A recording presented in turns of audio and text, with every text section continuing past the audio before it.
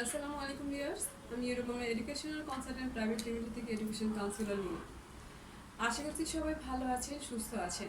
আজকে ভিডিওতে কথা বলবো যারা 20-তে অটো পাস করেছেন বা যারা অটো প্রমোট হয়েছেন এইচএসসিতে। সো যাদের রেজাল্ট মোটামুটি ভালো আছে, লাইক এসএসসি এইচএসসিতে মোটামুটি একটা রেজাল্ট করেছেন বা ভালো রেজাল্ট এসছে, তো সেক্ষেত্রে তারা কিন্তু এখনও কোনো ডিসিশন নিতে পারেনি যে আমি কোথায় যাব বা কোন ইউনিভার্সিটিতে ভর্তি হব, বা আমি কোনো বাইরের ইন্টারন্যাশনালি কোনো বাইরের ইউনিভার্সিটিগুলোতে ভর্তি হবো কিনা বা কোন কান্ট্রিতে যাব, এখনও কিন্তু ডিসিশন নিতে পারছেন না বা ডিসিশনহীনতায় ভুগছেন। তাদের জন্য বলবো যে আপনি কিন্তু ইউএসএ, কানাডা আর ইউরোপের বেশ কিছু কান্ট্রি চুজ করতে পারেন। আপনার যদি আইএলস থাকে সেক্ষেত্রে আপনার জন্য আরও বেশ কিছু কান্ট্রি রয়েছে যেখানে আপনি আইএলসে যেতে পারছেন। ইভেন আপনার কাছে আরও একটা অপশন আছে যেখানে আপনি উইদাউট আইএলসে অ্যাপ্লাই করতে পারছেন বা উইদাউট আইএলসে আপনি স্টাডি করার পারমিশন পাচ্ছেন। যারা উইদাউট আইএলসে অ্যাপ্লাই করতে চান তারা কিন্তু মোটামুটি এসএসসি এইচএসসি সার্টিফিকেট আপনার রেজাল্টটা থাকলেই হচ্ছে। যারা অটো প্রমোট হয়েছেন তাদের কিন্তু এইচএসসির কোনো সার্টিফিকেট আসেনি এখনো, জাস্ট প্রভিশনালটা আছে, যেটা হচ্ছে অনলাইন কপি, সেটা দিয়ে কিন্তু আপনি অ্যাপ্লাই করার অপরচুনিটি পাচ্ছেন।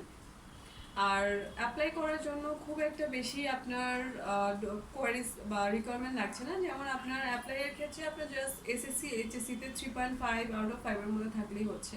সো দুটো মিলিয়ে যদি আপনার 7 থাকে বা 7-এর নিচে থাকলে আপনি অ্যাপ্লাই করার অপরচুনিটি পাবেন।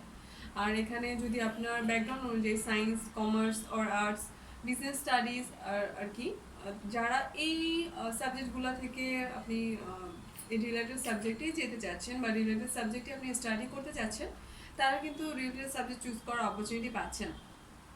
আবার যদি রিলেটেড সাবজেক্ট না চুজ করে আপনি অন্য কোনো সাবজেক্ট চুজ করতে চান, সেক্ষেত্রে সেটাও সেই অপরচুনিটি রয়েছে। তবে হ্যাঁ, আপনার অ্যাপ্লাই করতে হলে আপনার কিন্তু খুব দ্রুত ডিসিশন নিতে হবে, কারণ আপনার নেক্সট সেমিস্টার হয়েছে সেপ্টেম্বরের কিন্তু অ্যাপ্লিকেশন ডেডলাইন রানিং আছে, অ্যাপ্লিকেশন কিন্তু প্রসেস রানিং আছে।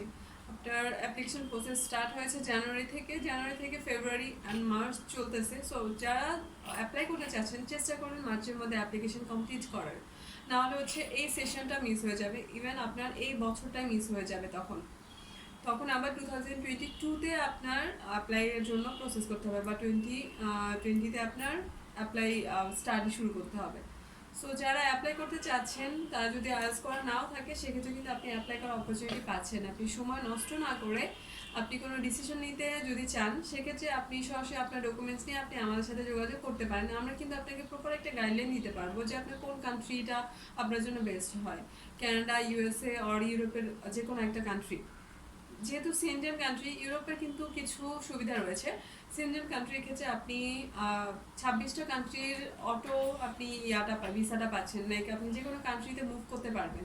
আর ইউএসএ, কানাডাতেও আপনার উইদাউট আইএলটিএস অ্যাপ্লাই করার এখন অপরচুনিটি আছে, ডুয়েলিঙ্গো ইংলিশ টেস্ট দিয়ে আপনি অ্যাপ্লাই করতে পারছেন।